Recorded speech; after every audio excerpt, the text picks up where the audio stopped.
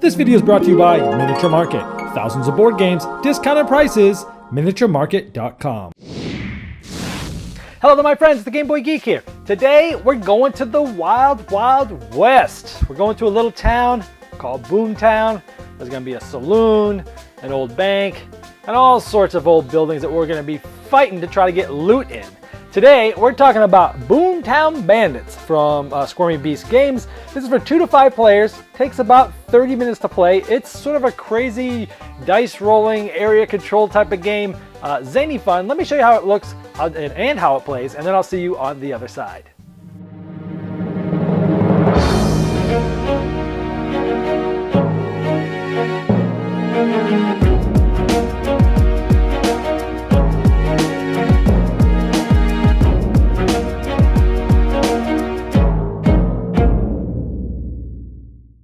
In Boomtown Bandits, you're going to be going to different places in the town, having shootouts, and trying to loot at the different places and getting money. At the beginning of the game, you get to pick one of these 5 colors. You'll get 2 shooters and a coward, and you'll get 2 shooter dice and a coward dice. You only play with as many locations as the number of players plus 1, so in a 4-player game, you would remove one of these. Let's take out the brothel, for example. To start the game, you spin the bottle, which is kind of cool. Whoever it's pointing at is the start player, and they start with the sheriff's badge. That player will place the badge on a location, and that means the law enforcement's there, and nobody can go there this round.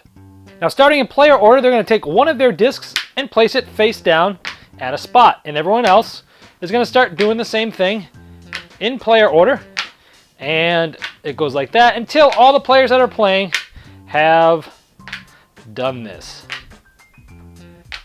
And once it's done and everyone has placed their place, people flip this up. Now this wasn't very smart because the red player, nobody's here. So he thought someone might go there. He really wanted mine bad. He actually gets to loot this mine by itself without any fights.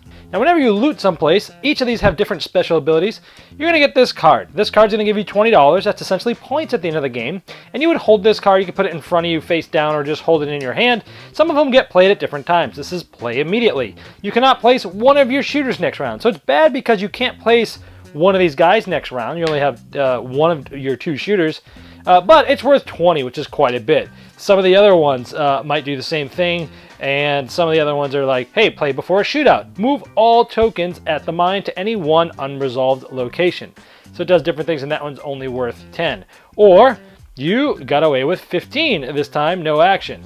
Or then there's 7 of these. You got away with 20, no action. So some of them are good in the mine, some of them are bad. Now here we have a shootout. So what happens is, any player that has a gun, for each one of those, will take one of their shooter dice, and that's the solid color. So orange is gonna shoot a dice, blue's gonna get a shooter dice, green's gonna get a shooter dice, and blue will also get their coward die. Now these dice, the shooter dice have 2 of the 6 sides have bullets, and the other 4 sides have nothing.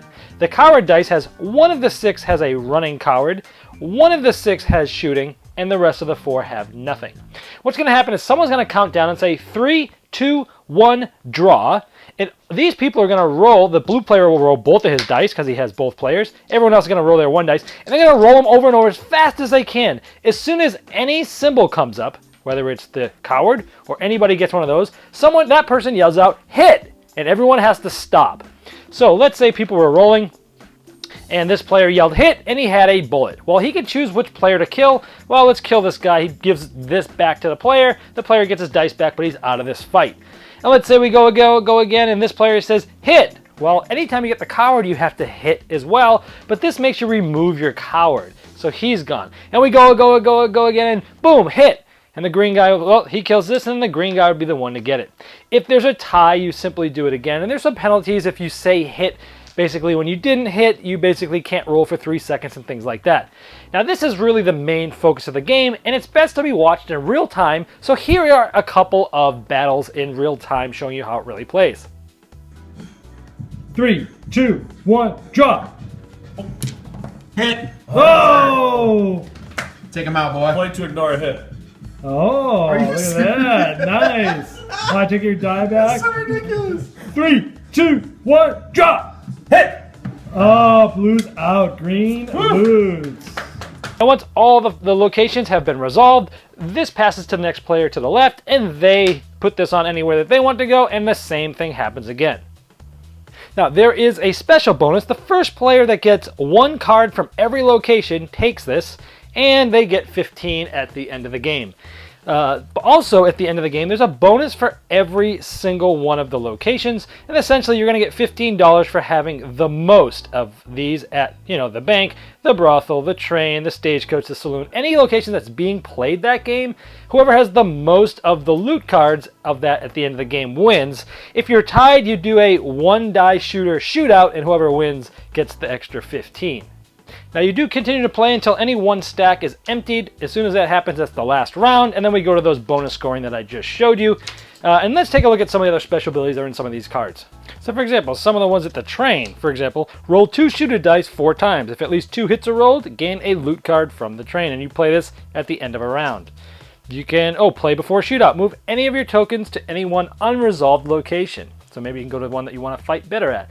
Play after a shootout. As you're looting a location, pass this card to the right and claim 2 loot cards. So it gives the person to your right points, but you get 2. Stagecoach, here's some ones. Misfire. During a shootout, redirect a hit to the target at the next location. So it basically hit somebody else in a different spot. Double barrel. 1 hit counts as 2. Play during a shootout.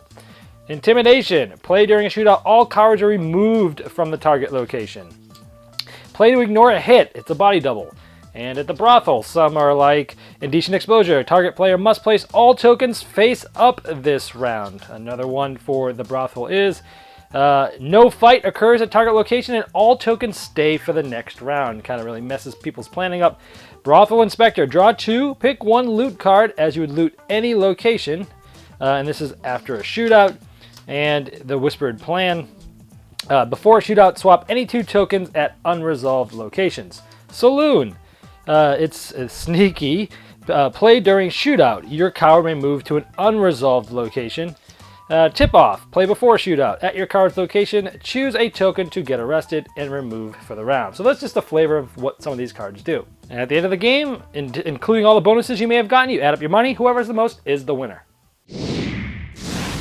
Well, there is Boomtown Bandits. I typically like Western themes because, hey, I live in the desert. I live in the Old West in Phoenix. In Arizona, so it's fun to always, play with that theme. Now, the game itself, I heard a lot about it at Gen Con, which is one of the reasons why I was really interested about it. It sounded really fun and zany. I gotta say, the component quality in this game is excellent. Actually, the insert, I don't think I showed it to you in the overview. The insert is a custom one that's absolutely perfect. I usually toss inserts away, but the one in here is really good. The tiles themselves were really large. They were great size. I mean, I liked how big they were. They showed up really well on the table. And the artwork everywhere in the game is awesome. I really like it. It fits the theme. It looks cool. It really makes you feel like you're in the Old West town.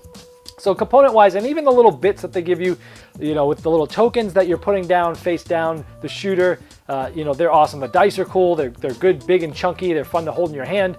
Well, components are great in this game, which makes the experience good. Now, the game itself, you're going to be on probably 1 or 2 sides of this. If you're in the mood for something just zany and relatively fast, 30 minutes or so, you're not too worried about, strategy because you're probably going to get messed over either by the dice roll or by someone else knocking you over the head with a special ability. If you're okay going into it knowing it's just going to be a fun game, it's going to be probably pretty random who wins.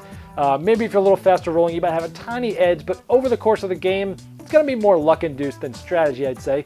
And if you're okay with that, then this is going to be one to try out. A lot of my buddies really like this game. It is kind of fun to be rolling fast and fast, hit, and everyone's yelling. And it can provide a lot of fun if you're in the mood for that thing.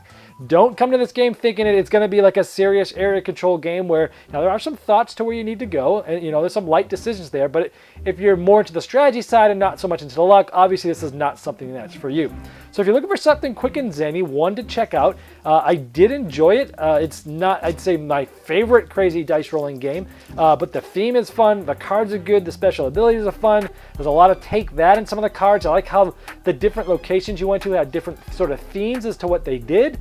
Like you go to the brothel and you're constantly messing with other players. You go to the bank, you're obviously stealing a lot of money and things like that. The mine, it can be big, but you could also hurt yourself in the mine too. I liked how sort of The special cards were sort of thematic in that way. And overall, not a bad game. I thought it was okay.